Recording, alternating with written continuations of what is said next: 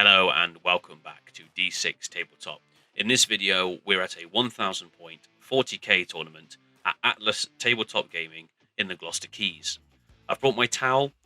I haven't played a lot of Tau in 10th edition yet due to the fact that I've always liked playing Farsight Enclaves and the close version. However, that doesn't exist yet until the new codex drop.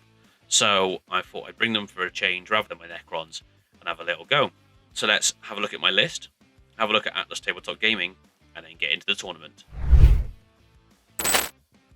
For Tau, I really like the battlesuit aspect of them, so most of my list is battlesuits. Starting off, we've got a Crisis Commander leading a squad of 3 Crisis suits, all of them rocking the cyclic ion blasters. I usually use plasma rifles, but because it's a tournament and they are probably best gun to stick on them at the moment, I went with the cyclics because I didn't know what I was going to be expecting in a tournament setting. 2 units of stealth suits are there to provide me with marker lights and spotting ability for my army. A Riptide rocking the minigun, mainly for anti-marine stuff, but also I like the ability to put out a lot of firepower at once with that one gun. 2 broadsides bring some railguns to the table to give me some anti-armor. I've also brought Long Strike and his hammerhead to give me some more anti-armor and anti-monster. A unit of Pathfinders gives me some more spotting potential, as they get to do it twice per turn, along with 2 rail rifles in the unit to give me a bit more heavier hitting guns, because their pulse blasters are not the best in the world. With this list, I think I've got enough units to be able to get a bit of board control, but I've also brought enough variety of guns to deal with hopefully most threats that I come across. Although if I do come across an all knights list, I might struggle, as I don't think I've got enough big guns. But anyway, let's have a little look at Atlas Tabletop Gaming. Atlas Tabletop Gaming is based in the Gloucester Keys, right in the heart of Gloucestershire, on the waterfront. It's a lovely little venue, very picturesque, with good parking nearby. I think it cost me a couple of quid for the day on Sunday. It stocks a full range of painting and hobby supplies, as well as Games Workshop, Mantic, Warlord Games, Star Wars, there's loads there, and it's one of my local venues. It's a really nice place to visit if you're in the Gloucester area. They've also got a little cafe there with snacks, drinks, chocolate, cakes, all that kind of stuff, to help you keep going with your gaming. They also run card games, Magic the Gathering, Pokemon, stuff like that throughout the week, as well as gaming tables, so you can enjoy any aspect of your hobby, whichever one you partake in. So that's Atlas Tabletop Gaming. Let's get in to Game 1.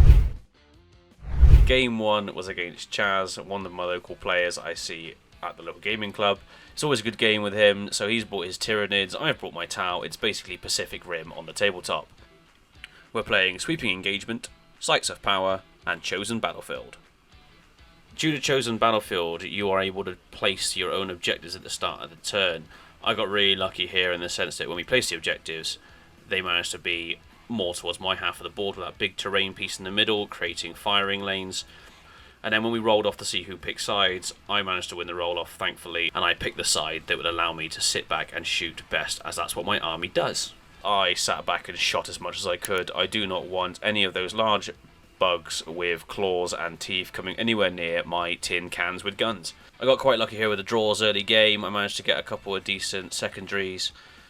Chaz had to come forward, and the 2 lanes created by the terrain managed to let me put down some heavy firepower, so the fact that what popped out I managed to shoot at until late game, when he managed to get his charges in and absolutely wrecked whatever they touched, as I knew they would.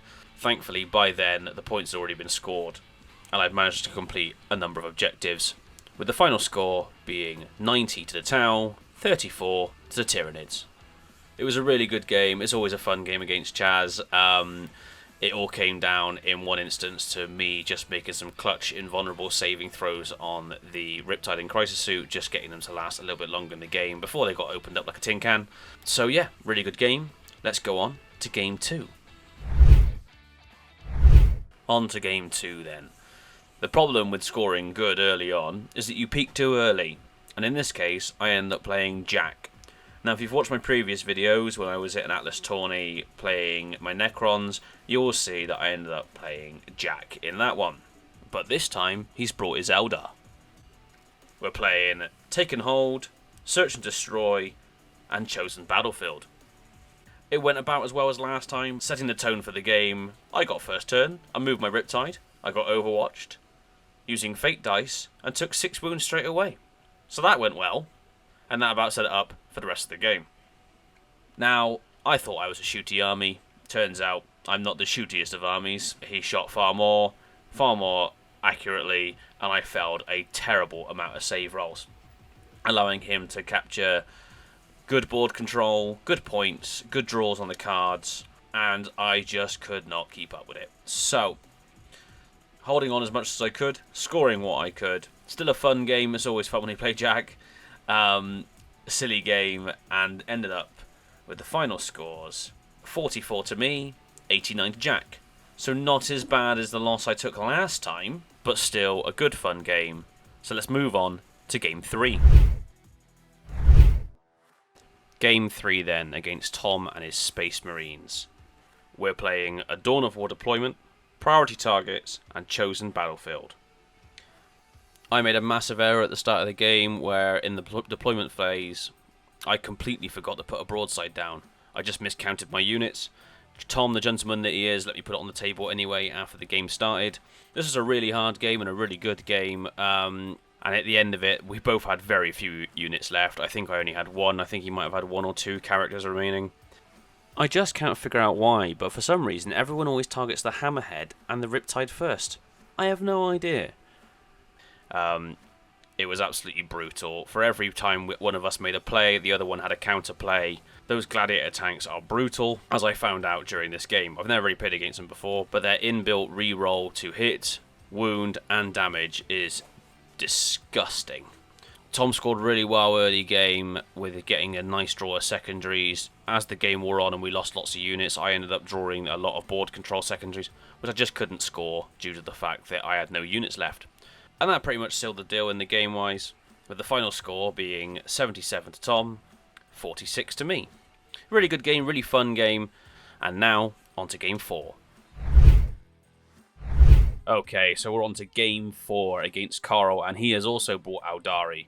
Now, after the pasting I was given earlier by Jack, I went to this a bit tentatively, not sure what I could do or whether the same might happen again. We're playing Hammer and Anvil, The Ritual, and Chosen Battlefield. In Carl's list, he's got a Falcon, he's got a Fire Prism, he's got War Walkers, a couple of troop types, some Lone Operator in there as well with some of his hero units. So it made for quite an interesting matchup. As you can see from the deployment of the objectives from Chosen Battlefield, we're fighting mainly over the middle, and that giant ruin caused a few problems for me for my shooting due to the fact that it blocked pretty much half of his army. So I had to end up moving a lot with my big guns, losing the heavy bonus, having to really rely on rolling high to get the hits. Fake dice again came into play, making clutch saves and hits for him. It was a really good exchange across the table. A lucky saving roll for me on long strike kept him in the game and allowed me to keep putting out firepower with him. And then when the crisis suits came in, they managed to put out an insane amount of firepower on his troop units, allowing me to get board control. I've only played Carl a couple of times down the shop previously. It's always a fun game to play against him, and there was a lot of 2-0 throwing across the table.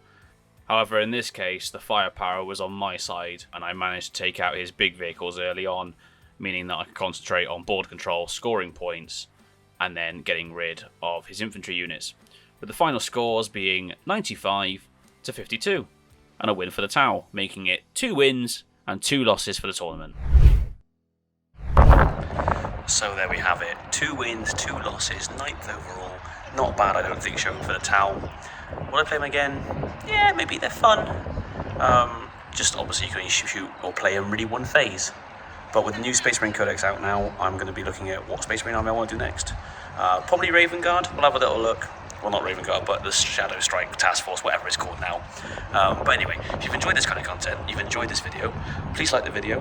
Considering commenting below whether you like my list, whether you didn't like my list. If you don't like Tau, fair enough.